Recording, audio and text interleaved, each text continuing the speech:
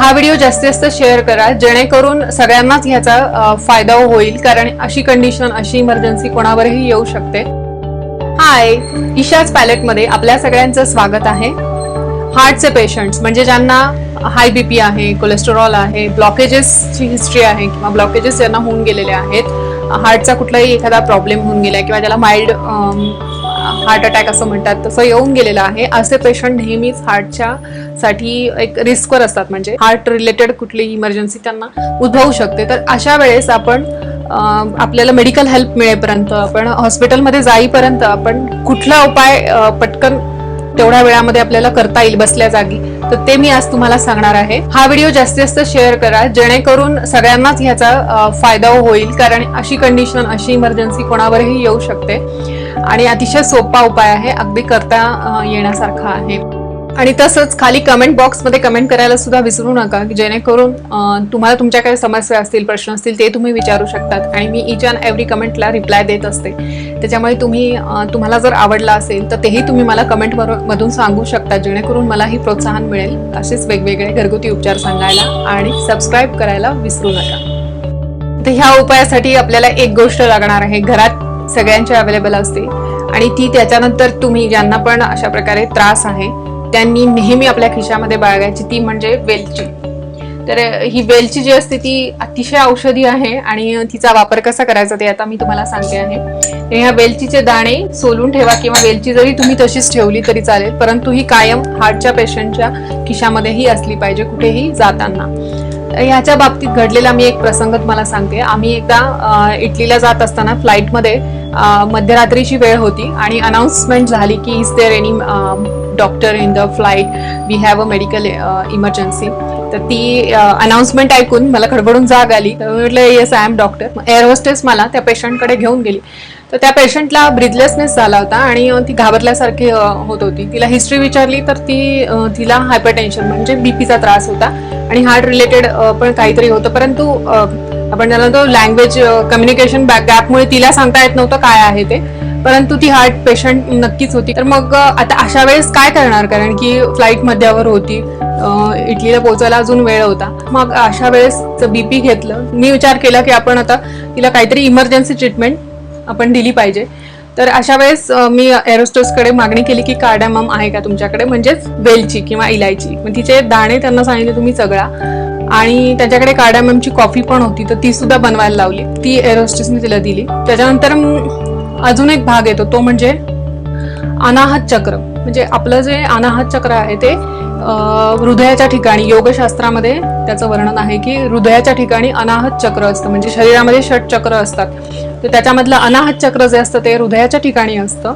तर त्याची जी बीज अक्षरं आहेत किंवा अक्षर मंत्र ज्याला म्हणतात, त्याच्यामध्ये क पासून तर ठ पर्यंत अशी त्याची बीज अक्षरं सांगितलेली आहेत.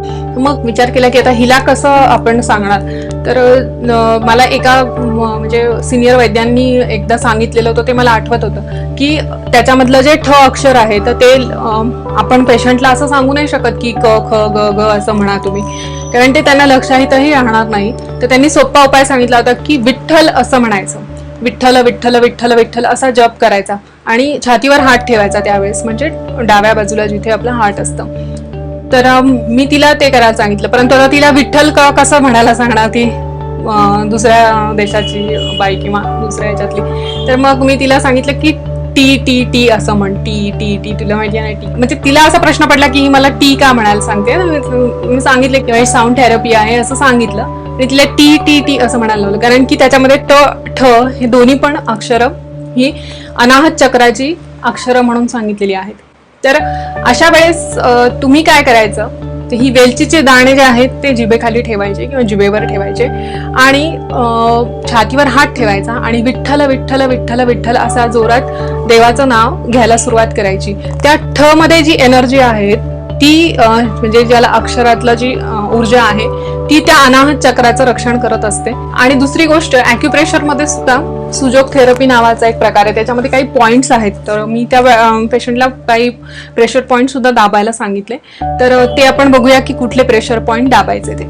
जर तुम्हाला ब्लड प्रेशरचा त्रास असेल, हाय ब्लड प्रेशर असेल, तर हे जे इंडेक्स फिंगर असतं त्याच्यामध्ये ही जी सेकंड ही जी खालून जी पहिली क्रीज असते त्याच्यावर थोडंसं, म्हणजे हा जो मधला भाग आहे त्याच्यावर तुम्ही अशा प्रकारे अंगठ्याच्या पुढच्या टोकाने दाबू शकतात बसल्या बसल्या. टूथपिक असेल तर टूथपिकनी, पण तुमच्याकडे काहीच नसेल तर अंगठ्यानी फक्त असं असं दाबायचं, अँटी क्लॉकवाईज असं थोड्या वेळ असं दाबून ठेवायचं. तर तुमच्या सोबतचे जे लोक आहेत त्यांना ते सांगून ठेवायचं, म्हणजे तुमचे फॅमिली मेंबर्स तुमच्या सोबत असतील म्हणजे ते इमर्जन्सीमध्ये ही गोष्ट करू शकतात. हे झालं हाय ब्लडच्या पेशंटसाठी. नंतर दुसरा एक असतो आपल्या डाव्या हातावर, त्याला लेफ्ट पाम म्हणतात, त्याच्यावर ह्या बाजूला हार्ट पॉइंट असतो. तर हार्ट पॉइंट सुद्धा अँटी क्लॉकवाईज आणि क्लॉकवाईज असा दाबायचा.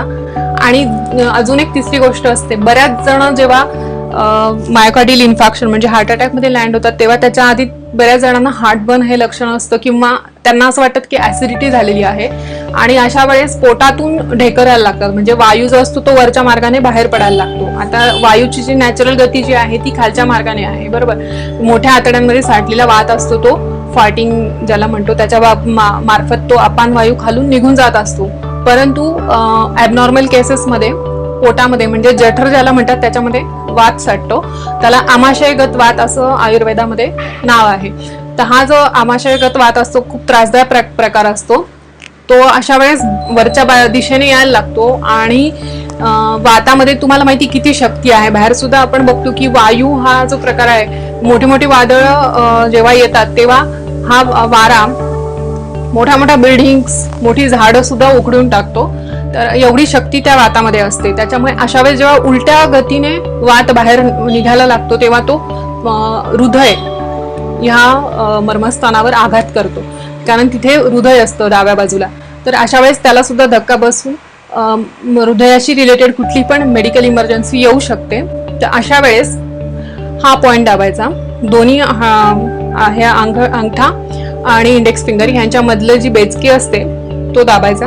याच्यानी हा स्टमक पॉइंट आहे. आणि दुसरी गोष्ट, ह्याच्यात जे साठलेले गॅसेस असतात ते इथे दाबले की बाहेर पडतात, त्याच्यामुळे हा पॉइंट दाबायचा. तर अशा प्रकारे वेलची तोंडात धरणे, हे ॲक्युप्रेशरचे पॉइंट दाबणे.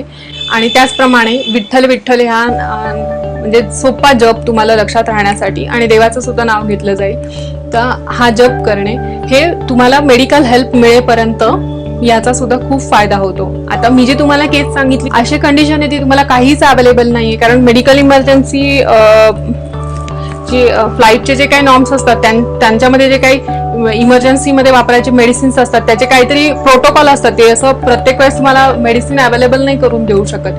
तर मग अशा वेळेस तुम्ही प्रवासात असाल, कुठे असाल, यू कॅन्ट से, तर मग अशा वेळेस तुम्ही हे सोपे उपाय करू शकतात. तर हा मी जे काही उपाय सांगितले ते तुम्ही तुमच्या जवळपासच्या लोकांना सुद्धा शेअर करा आणि तुमच्या कुटुंबातल्या लोकांना हे सांगून ठेवा की असं काही झालं तर मला असं तुम्ही करा. म्हणजे जरी तुम्हाला जरी ते करता नाही आलं तरी तुमच्या सोबतचे लोक जे आहेत ते करतील, परंतु विठ्ठल नावाचा जप मात्र तुम्ही सुरू करा. हा जो मी काय उपाय सांगितला आहे त्याच्यामध्ये मी असा कुठलाही क्लेम करत नाही की मी त्याच्याने हार्ट अटॅक तुमचा बरा करते. हे फक्त तुम्हाला इमर्जन्सीमध्ये करण्याचे उपाय, की जोपर्यंत तुम्हाला मेडिकल हेल्प मिळत नाही, तुम्हाला हॉस्पिटलमध्ये जाईपर्यंत मध्ये जो गॅप असतो त्याच्यामध्ये तुम्ही हे करू शकतात बसल्या जागी, की जेणेकरून म्हणजे ह्याचा अर्थ असा नाही होत की तुम्ही मग डॉक्टरकडेच जायचं नाही, आता मला बरं वाटतंय. तुम्ही जायचं, चेकअप करायचं, सगळ्या जे काही डॉक्टर सांगतील ते ऐकायचं, ते सगळ्या इन्व्हेस्टिगेशन करून घ्यायच्या.